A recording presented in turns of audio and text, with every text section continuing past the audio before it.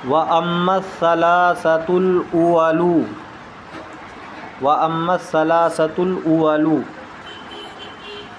بہرحال پہلی تین صورتیں غایت مغیّہ میں داخل ہوگی یا نہیں ہوگی، الا کے تعلق سے چار مذاہب ذکر کیے گئے تھے نحویین کے۔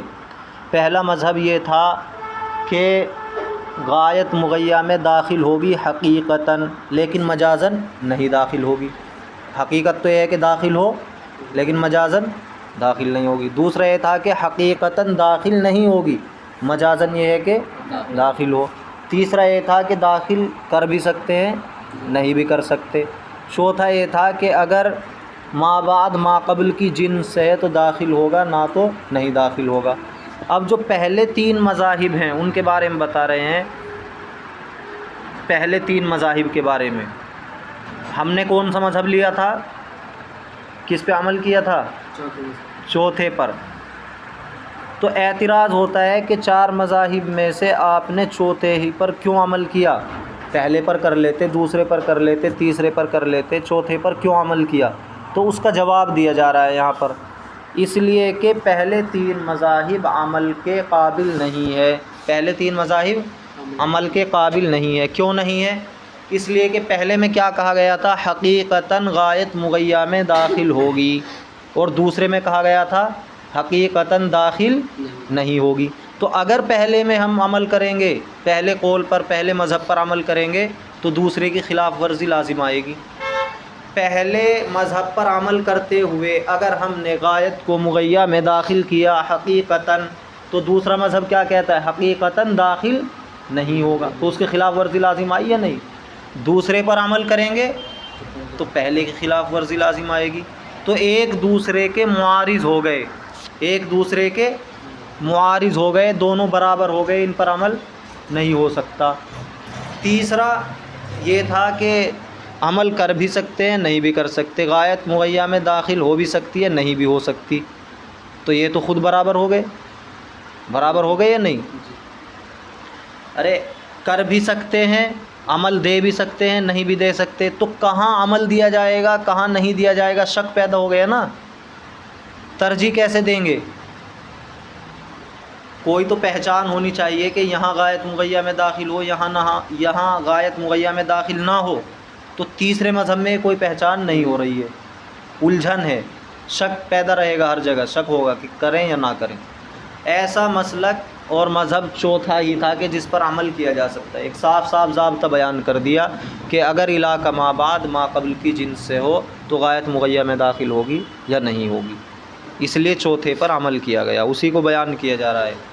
بہرحال پہلے تین، فالاول یعارضہ الثانی، پہلا تو اس کے مخالف ہے دوسرا، پہلا مذہب اس کے مخالف ہے دوسرا، ہے یا نہیں؟ پہلے میں کہا گیا تھا حقیقتاً عمل کریں گے، دوسرے میں حقیقتاً غایت مغیّہ میں داخل نہیں ہوگی۔ فتساویہ، تو دونوں برابر ہو گئے، دونوں برابر ہو گئے۔ والثالث اوجب التساویہ ایضا، اور تیسرے نے بھی برابری کو ثابت کر دیا، تیسرے نے بھی برابری کو ثابت کر دیا، کیونکہ وہ خود ہی کیا کہتا ہے؟ اشتراک، ما قبل میں ما بعد داخل ہو بھی سکتا ہے اور نہیں بھی ہو سکتا۔ فوقع الشک فی مواقع الاستعمال، فی مواقع استعمال کلمۃ الی، تو شک واقع ہو گیا کلمہ الی کے استعمال کے مقامات پر، جہاں کلمہ الی استعمال ہوگا وہاں شک پیدا ہو گیا کہ غایت مغیّہ میں داخل ہو یا نہ ہو، خاص طور پر ان صورتوں میں۔ ففی مثل صورت اللیل فی الصوم انما وقع الشک فی التناول والدخول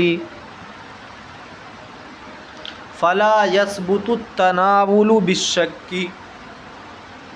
اب یہاں سے بیان فرما رہے ہیں کہ اگر ہم تیسری صورت کو لیں، تیسری کیا؟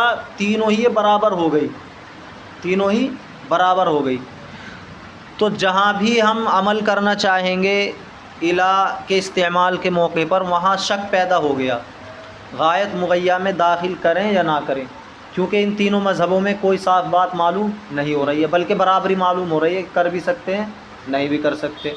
پہلے مذہب سے معلوم ہو رہا کرنا چاہیے، دوسرے سے ہو رہا کہ نہیں کرنا چاہیے، تیسرے سے معلوم ہو رہا کر بھی سکتے ہیں نہیں بھی کر سکتے۔ تو شک واقع ہو گیا ہے نہیں؟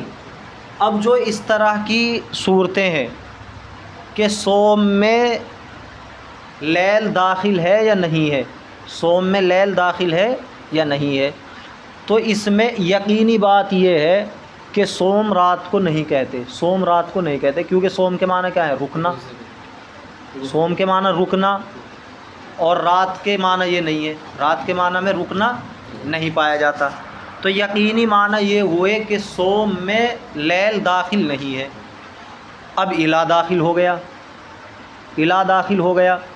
اب الہ کا ما بعد وَأَتِمُّوا الصِّيَامَ إِلَى اللَّيْلِ، الہ کا ما بعد یعنی لیل صیام میں داخل ہوگا یا نہیں۔ اب دیکھتے ہیں الہ کے مذاہب کو جو نحویین نے بیان کیے۔ تو تینوں مذاہب دیکھے ہم نے، تو تینوں سے پتہ چل رہا ہے کہ ہو بھی سکتا ہے نہیں بھی ہو سکتا ہے۔ شک پیدا ہو گیا، کر بھی سکتے ہیں نہیں بھی کر سکتے۔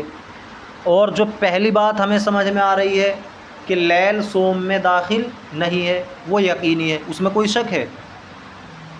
جو ہمیں معنی سے بات سمجھ میں آ رہی ہے کہ صوم کو لیل نہیں کہتے، لیل کو صوم نہیں کہتے، وہ تو یقینی بات ہے۔ اور الہ کے استعمال کے بعد لیلن صوم میں داخل ہوگی یا نہیں ہوگی یہ شک پیدا ہو گیا۔ تو اس شک کی وجہ سے کیا ہم اس یقین کو ختم کر سکتے ہیں؟ کیا الہ کے آنے کے بعد ہم لیلن کو صوم میں داخل مان سکتے ہیں؟ نہیں مان سکتے، کیونکہ اس کا داخل نہ ہونا کیا تھا؟ یقینی تھا، اور الہ کے استعمال کے بعد اس کا داخل ہونا شک ہے اس میں، کیوں کر بھی سکتے ہیں نہیں بھی کر سکتے۔ اور ضابطہ یہ ہے کہ یقین شک سے زائل نہیں ہوتا ہے، یقین شک سے زائل نہیں ہوتا ہے۔ جس چیز کا یقین ہو اور کوئی دوسری بات اس میں ایسی آ جائے جس سے شک پیدا ہو رہا ہو، تو یقین جس بات کا ہے اسی کو مانی جائے گی، شک کی وجہ سے اس یقین کو ختم نہیں کیا جائے گا۔ تو یہاں پر لیلن صوم میں داخل نہیں ہے، یہ بات بتاؤ کیسی ہے؟ یہ بات یقینی ہے۔ اور جب الہ داخل ہوا تو اس نے شک پیدا کر دیا کہ الہ کا ما بعد ما قبل میں داخل ہوگا یا نہیں ہوگا، کیونکہ جو تینوں قول ہیں ان تینوں قولوں کے اعتبار سے بات چل رہی ہے، داخل ہو بھی سکتا ہے نہیں بھی ہو سکتا۔ تو اب بتاؤ الہ کے استعمال کی وجہ سے لیلن کو صوم میں داخل مانا جائے گا؟ نہیں مانا جائے گا، کیونکہ یہ شک ہے، اس میں داخل ہونے کا شک ہے الہ کی وجہ سے۔ اور جو پہلے سے ہمیں معلوم ہے کہ لیل صوم میں داخل نہیں ہے، یہ بات یقینی ہے، اسی کو بیان کیا۔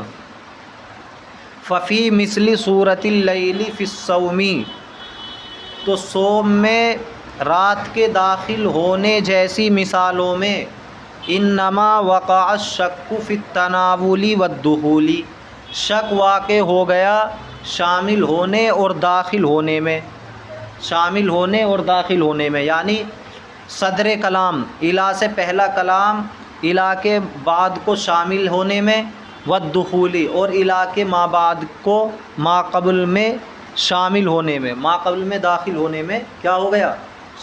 شک واقع ہو گیا۔ فلا یثبت التناول بالشک، تو شامل ہونا ثابت نہیں ہوگا شک کی وجہ سے، شامل ہونا ثابت نہیں ہوگا شک کی وجہ سے، لہٰذا لیل کو صوم میں شامل نہیں مانیں گے۔